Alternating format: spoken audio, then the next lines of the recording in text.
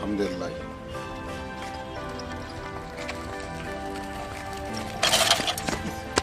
Ka ba mal dalla duk hanyar nan ba ta ma ba.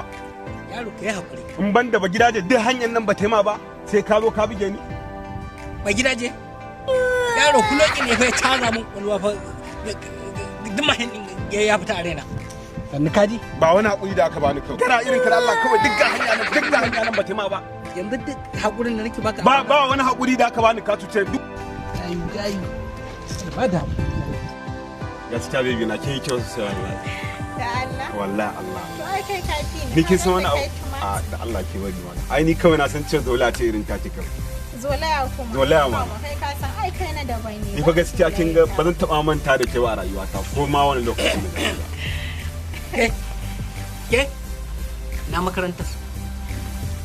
Nace ina makarantar dan buhun ubanki. Bako ne. Bako? Kaga dan buhun uba dole kai ɗaga kanka. Kai ga dan gidaje. Kai dan buhun ubanka ba kai ne kai man takas a hanyar can ba.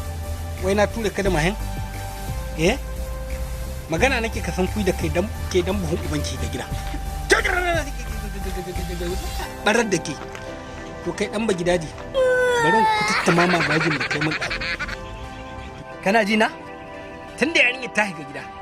Bari a ri rayuwar ku ta 'yan zamani.